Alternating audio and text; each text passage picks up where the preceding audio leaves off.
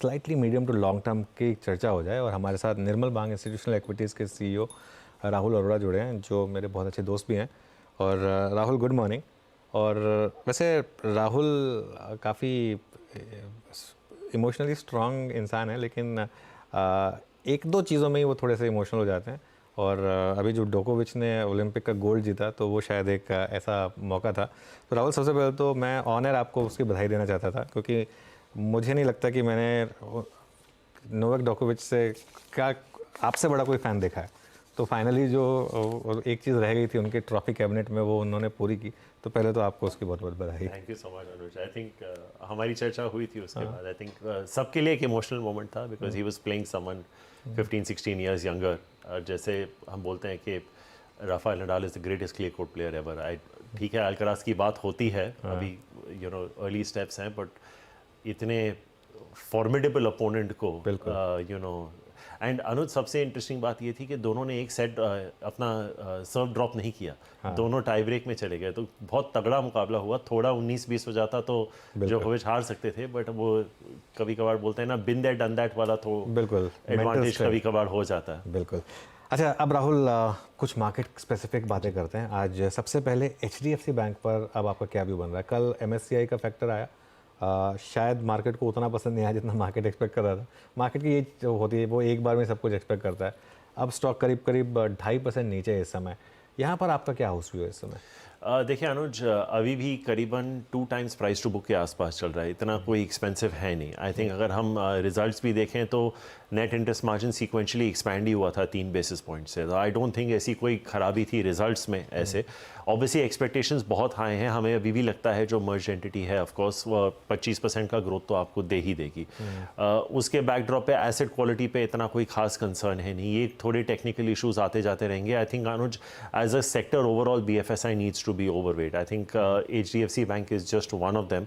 आप इंडसेंड को देख लीजिए, 1.5 टाइम पे आ रहा है। Axis is at 2 times, ICICI bank is at 2.5 times, SBI will be at 1.6, Baroda will be pretty much at book.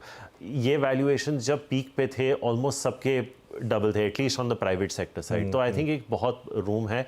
I would not be caught, in fact अगर कोई डिप आती है, I would only be a buyer. I think in the market, जहाँ से अगर मुझे लगता है यहाँ से अगर एक बड़ा मूव आए, काफ़ी हद तक सेक्टर रोटेशन हो गया है। IT, consumer, oil and gas, PSUs। I think अभी एक वक्त आ गया कि यहाँ से अगर BFSI 20-25% का मूव दे दे, तो फिर आपका अगला मार्केट का मूव बन जाता है। तो I am a buyer into every dip in as far as HDFC bank is concerned. आज का एक्सीडेंट है आरती इंडस्ट्रीज, वो केमिकल स्टॉक्स, वो कल जो उनकी कॉन कॉल हुई, आपने उसकी डिटेल्स पढ़ी क्या, और आपका क्या व्यू है इस समय केमिकल स्टॉक्स पर? हमारा सेल है अनुज। आई थिंक जो 1400 से 1700 करोड़ की जो EBITDA गाइडेंस की बात हुई थी, वो उन्होंने कहा है कि अब मीट नहीं होगी।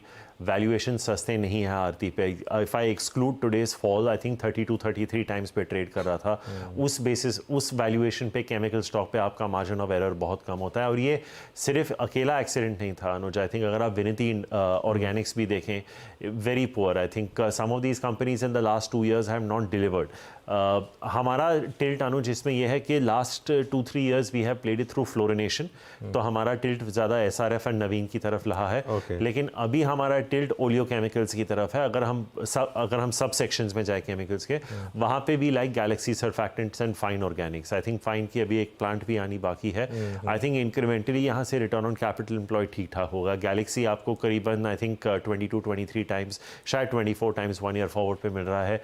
फाइन ऑर्गेनिक्स का ठीक है, एक 900 करोड़ का डेट आया है, but I think as a space जो एंटी डंपिंग की बात हो रही थी, एक्सेस कैपेसिटी की, वो हमें नहीं लगता कि ओलियो केमिकल्स में इतना होगा। तो आई थिंक अगर आप केमिकल्स में हैं, अगर आप SRF और नवीन में हैं, there is no reason to sell the stock. But अगर आप आरती और विनिती जैसे स्टॉक्स में हैं, you can definitely look at doing a switch trade to names like Galaxy and Fine organics. Okay, IT पर क्या व्यू बन रहा है आप? क्योंकि एक वो US में रिसेशन के फियर्स वापस आए, तो फिर स्टॉक्स गिर गए। इन्फोसिस पे प्लस वो GST वाला भी एक इशू आ गया। अब IT पर क्या इम्पैक्ट है?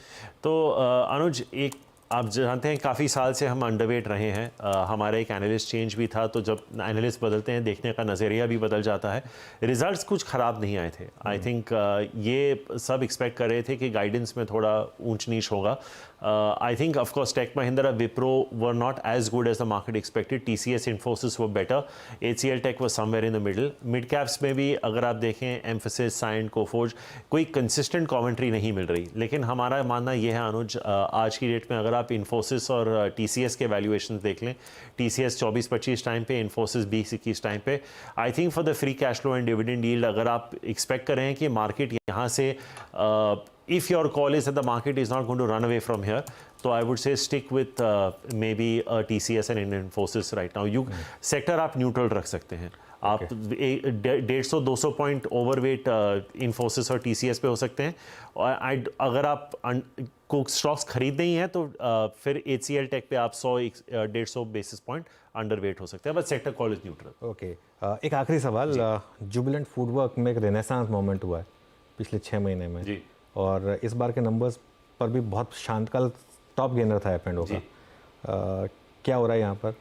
अनुज आप देखेंगे ये स्टॉक तब ही चलता है जब ये बोलते हैं कि हम स्टोर नहीं खोलेंगे या स्टोर ओपनिंग कम कर देंगे। इस बार भी वही हुआ है। दिक्कत की बात यह है अनुज के उनके जो रिटर्न ऑन इक्विटी और कैपिटल एम्प्लॉयड है वो आज भी 25% के आसपास हैं। और हमने ये रिजल्ट्स के पहले इसको 33 टाइम EV EBITDA दिया था, अभी हमने 31 कर दिया है। I still think valuations are a little rich because international exposure और other cuisines में बहुत exposure है। मेरे हिसाब से बहुत डिप्रेस हो गया था ये स्टॉक। एक ज़माने में 1400 होता था, 1300-1400, तो बहुत आउट ऑफ फ्लेवर था। तो आई थिंक एक कैच अप ट्रेड बन चुका था। लेकिन I think if you are to देखिए अनुज, ये आप जो रिजल्ट्स की बात कर रहे हैं, let's put it into context कि this quarter was very good for delivery. थोड़ा IPL था, थोड़ा T20 वर्ल्ड कप था और यूरो 2024 भी था। तो आई थिंक वो डिलीवरी और तीनों बहुत सही टाइम के लिए बैठे थे इंडिया में। तो I don't know this is sustainable, but इनकी स्टोर ओपनिंग से बहुत लिंक्ड होती है। पर I think for the return ratios I think the valuations are reasonable now. I would not say कि यहाँ से आउट परफॉर्म करने की मुझे चेष्टा ज़्यादा नहीं नज़र आती। ऑलराइट राहुल, बहुत बहुत शुक्रिया।